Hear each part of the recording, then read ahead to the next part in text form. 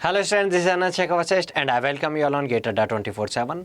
तो आज बात करने वाले हैं हम बार्क की अभी बम्पर वैकेंसीज निकल कर के आई हैं, और वो ना केवल BE BTech वाले स्टूडेंट्स के लिए हैं बल्कि जिन्होंने डिप्लोमा किया हुआ है उनके लिए भी है। तो उससे रिलेटेड हम आज एक छोटा सा एक पार्ट है यहाँ पर हम बात करने वाले हैं कि हमें किस तरीके से उन एग्ज़ाम्स के लिए जो है प्रैक्टिस करनी चाहिए, क्या थोड़ा सा सिलेबस हो सकता है सब्जेक्ट्स का, और क्या पेपर का पैटर्न हो सकता है, और उसके लिए थोड़ा सा कैसे स्ट्रेटजी क्या होनी चाहिए सो दैट हम टाइम रहते अपनी प्रिपरेशन को स्टार्ट कर सकें और इस एग्ज़ाम को क्वालिफाई कर सकें और आगे जा कर के रिटर्न टेस्ट जो है इसको क्वालिफाई करने के बाद इंटरव्यू भी अटेम्प्ट कर सकें। तो एक बार मैं वापस से बता दूं, यहाँ पर दो तरह की वैकेंसीज़ हैं। Direct recruitment technical officer, scientific assistant, technicians के लिए है। लेवल 10, लेवल 6 एंड लेवल 3 की है। और उसके अलावा दूसरी ट्रेनिंग स्कीम स्टाइपेंडियरी ट्रेनिंग के लिए कैटेगरी 1, कैटेगरी 2 में। तो यहाँ पर एक काफ़ी सारी वैकेंसीज हैं। अगर ओवर टोटल बात करें तो यहाँ पर 4000 प्लस वैकेंसीज़ हैं। ठीक है, अब मैं यहाँ पर थोड़ा सा फोकस करूँगा अभी टेक्निकल ऑफिसर के लिए क्या है पैटर्न, क्या रहने वाला है, पेपर का पैटर्न क्या हो सकता है और पेपर होगा किस तरह का पेपर होगा। ठीक है, चलिए नोटिफिकेशन का एक दूसरा पार्ट अगर यहाँ पर देखते हैं तो आप ये समझ सकते हैं जो टेक्निकल ऑफिसर की पोस्ट है उसके लिए यहाँ पर एलिजिबिलिटी जो है, एक तो MSc जो साइंस से रिलेटेड हैं स्ट्रीम्स उनके लिए हैं, अलग अलग नंबर ऑफ वैकेंसीज भी हैं। ठीक है, उसके अलावा BE BTech चाहे वो civil, chemical, computer science, engineering, mechanical, electrical, electronics, इन सब के लिए बात करें, माइनिंग, इनसे भी डिफरेंट वैकेंसीज हैं। अगर यहाँ पे बात करें तो काफ़ी लार्ज नंबर ऑफ वैकेंसीज हैं, लाइक मैकेनिकल से भी, इलेक्ट्रॉनिक्स, इलेक्ट्रिकल से भी अच्छे अमाउंट में यहाँ पर टोटल नंबर ऑफ वैकेंसीज हैं 23, 25। यहाँ पे केमिकल, सिविल में भी 20 के आसपास वैकेंसीज है, तो काफ़ी लार्ज अमाउंट ऑफ वैकेंसीज है। नेक्स्ट अगर हम बात करते हैं यहाँ पर स्टाइपेंडियरी ट्रेनी वाला जो है, साइंटिफिक असिस्टेंट के लिए BSc वगैरह है, टेक्नीशियन के लिए भी इस तरह से SSC प्लस है। यहाँ पे अगर हम ट्रेनिंग स्कीम के लिए बात कर रहे हैं तो यहाँ पर BSc वाले एलिजिबल हैं और उसके अलावा डिप्लोमा वाले एलिजिबल हैं। तो यहाँ पर तो काफ़ी लार्ज नंबर ऑफ वैकेंसीज हैं। अब बात करते हैं यहाँ पर जो सिलेक्शन प्रोसेस होने वाला है वो क्या होने वाला है। जो टेक्निकल ऑफिसर है उसके लिए यहाँ पर साफ साफ मेंशन है कि इंटरव्यू तो होगा ही होगा, और अगर लार्ज नंबर ऑफ रेस्पॉन्सेज निकल करके आते हैं तो उस केस में रिटर्न टेस्ट भी हो सकता है। 181 यहाँ पर टोटल वैकेंसीज हैं टेक्निकल ऑफिसर की सारी ब्रांचेज में मिला के, और इतनी वैकेंसीज में स्पेशली जब यहाँ पर एज लिमिट का क्राइटेरिया 35 ईयर्स का है तो काफ़ी सारे जो हैं फॉर्म फिल होने वाले हैं। तो यहाँ पर मैं ये कह सकता हूँ काफ़ी ज़्यादा प्रोबेबिलिटी है कि रिटर्न टेस्ट ही होगा टेक्निकल ऑफिसर के लिए भी। उसके अलावा अगर हम बात करते हैं यहाँ पर डिप्लोमा वाले स्टूडेंट्स के लिए जो वैकेंसीज हैं, लाइक यहाँ पर अगर हम बात करते हैं तो यहाँ पर 3 स्टेज में यहाँ पर पेपर रहने वाला है। फर्स्ट स्टेज में यहाँ पर मैथमेटिक्स, साइंस और general awareness means quant, general science और GK से रिलेटेड यहाँ पर 40 क्वेश्चंस आने वाले हैं। फर्स्ट स्टेज में ये स्क्रीनिंग टेस्ट होगा। उसके बाद सेकेंड स्टेज में एडवांस टेस्ट में 50 मल्टीपल चॉइस क्वेश्चंस आने वाले हैं आपकी स्ट्रीम से रिलेटेड, आप जिस स्ट्रीम में आपने अपना डिप्लोमा किया उससे रिलेटेड। और नेक्स्ट उसके बाद स्किल टेस्ट होगा जिसमें डॉक्यूमेंट वेरिफिकेशन होगा, साथ में कुछ स्किल्स आपकी होंगी, और ये होगा एक तरीके से आप कह सकते हैं जिस तरह से इंटरव्यू होता है उसी तरीके से आपका प्रैक्टिकल स्किल टेस्टिंग यहाँ पर होगी डिप्लोमा वाले स्टूडेंट्स के लिए। तो देखो काफ़ी सारी लार्ज वैकेंसीज निकल करके आ रही हैं।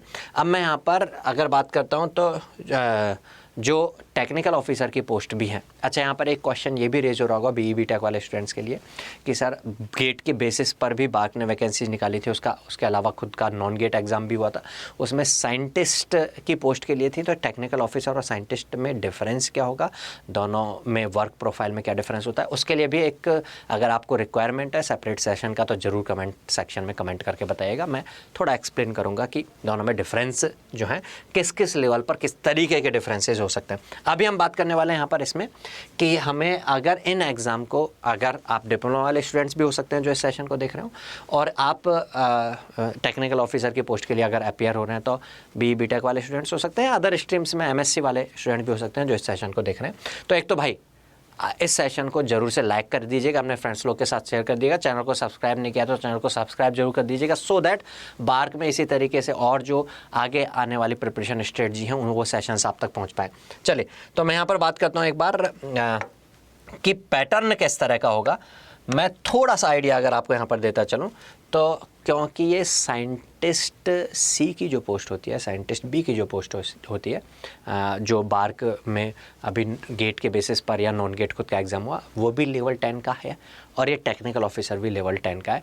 तो यहाँ पर जो टेक्निकल ऑफिसर की प्रिपरेशन कर रहे हो BE BTech वाले स्टूडेंट्स, वो इसको बिल्कुल भी कम नहीं आंकें, ठीक है।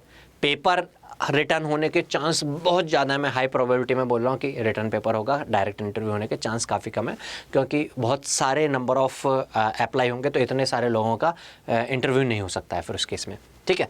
तो यहाँ पर पहली बात तो रिटर्न जो एग्ज़ाम होगा, उस रिटर्न एग्ज़ाम में एक क्वेश्चन जो सबसे पहले आता है माइंड के अंदर कि इसका रिटर्न एग्ज़ाम का जो पैटर्न रहेगा वो किस तरह का पैटर्न रहेगा, क्या टेक्निकल वाला पार्ट ही रहेगा ओनली या नॉन टेक भी रहेगा।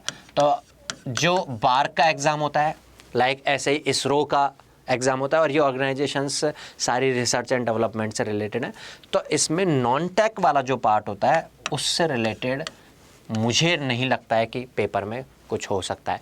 हालांकि अभी तक इसके बारे में यही मेंशन नहीं है कि रिटर्न पेपर होगा, तो सिलेबस के बारे तो बात नहीं की जाए, लेकिन जो मेरा एक्सपीरियंस बोलता है कि यहाँ पर नॉन टेक पार्ट नहीं होगा, केवल टेक्निकल पार्ट होगा, और उस टेक्निकल पार्ट में भी मेजर वेटेज जो होगा आपके सब्जेक्ट्स का ही होगा।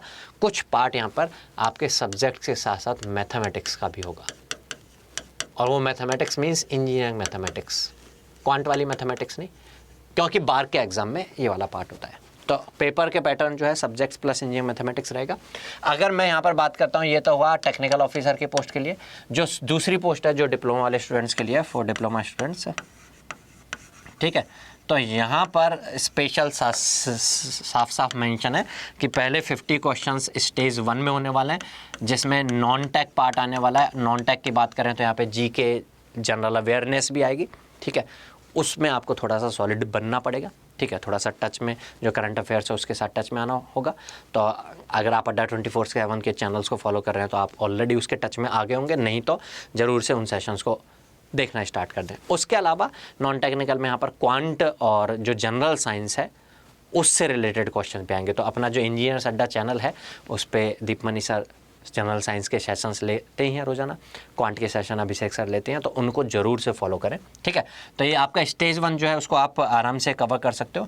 जो स्टेज 2 है जहाँ पर 40 क्वेश्चंस, जहाँ तक मुझे याद आ रहा है 40 क्वेश्चंस यहाँ पर जो आपके ट्रेड से रिलेटेड आने वाले हैं, उसके लिए भाई आपको एग्ज़ाम के अगर पैटर्न की बात करें तो डिस्ट्रीब्यूटेड होगा। आपके जो टेक्निकल सब्जेक्ट्स हैं 8-10 जो मेजर सब्जेक्ट्स हैं उनसे ज़्यादातर क्वेश्चंस आएंगे, ठीक है। बट क्वेश्चंस बहुत ज़्यादा लेंथी नहीं होंगे, बहुत ज़्यादा कैलकुलेशंस वाले नहीं होंगे, बहुत ज़्यादा टफ नहीं होंगे। आप कह सकते हैं मॉडरेट लेवल के क्वेश्चंस यहाँ पर रहेंगे, कुछ वन लाइनर क्वेश्चंस रहेंगे, कुछ कंसेप्चुअल क्वेश्चंस रहेंगे। और अगर मैं यहाँ पर बात करता हूँ यहाँ, तो ये इसके लिए तो आप सिंपल से जो टेक्निकल वाला पेपर अटैम्प्ट करने वाले हैं BE BTech के लिए वाले टेक्निकल ऑफिसर के लिए, तो उसके लिए वो आप इसरो के जो क्वेश्चंस हैं, प्रीवियस ईयर क्वेश्चंस अपनी ब्रांच के जो हैं उनको लगाना स्टार्ट कर सकते हैं, उनको ट्राई कर सकते हैं, है ना। बार्क का तो ऑनलाइन एग्ज़ाम होता है, तो बार्क को ऑनलाइन पेपर तो खैर नहीं मिलेंगे, हाँ। तो इंजीनियरिंग सर्विस एग्जामिनेशन के जो क्वेश्चंस हैं उनको आप कर सकते हैं, और जो गेट के भी वो क्वेश्चंस जो बहुत ज़्यादा लेंथी कैलकुलेशंस के नहीं है उनको आप कर सकते हैं। तो आपके पास अभी एक मौका और मिल रहा है। अगर आपने गेट की प्रिपरेशन अपनी की थी, आपने PSUs के इंजीनियरिंग सर्विस एग्जामिनेशन की प्रिपरेशन की थी, लेकिन इस बार उतना आपका आउटपुट नहीं निकल के आया था, तो ये एक और मौका मिल रहा है। 181 वैकेंसीज़ हैं। अगर आप ब्रांच वाइज बात करें तो मैकेनिकल में काफ़ी वैकेंसीज़ हैं, 40+ वैकेंसीज़ हैं, है ना। AC इलेक्ट्रिकल और सिविल में भी 20+ में वैकेंसीज़ हैं, तो काफ़ी अच्छी वैकेंसीज़ हैं। तो आप इसमें डेफिनेटली अगर फॉर्म फिल नहीं किया तो फॉर्म ज़रूर से फिल कर दें। अभी लास्ट डेट निकली नहीं है, 24 या 22 में इसकी लास्ट डेट है, तो फॉर्म को फिल करें और इस चैनल को तो फॉलो करते रहें। आगे इसी से रिलेटेड कंटेंट और इसी से रिलेटेड स्ट्रेटजी और भी डिस्कशन हम करेंगे। अगर कोई आपके मन के अंदर कोई क्वेश्चन भी है अगर इससे रिलेटेड, तो ज़रूर से कमेंट सेक्शन में क्वेश्चन करके बताएं। जो भी उससे रिलेटेड डाउट रहते हैं आगे आने वाले सेशन में उसके बारे में मैं ज़रूर से डिस्कस करूँगा। चलिए मिलते हैं नेक्स्ट सेशन में, तब तक के लिए good bye, take care, all the best.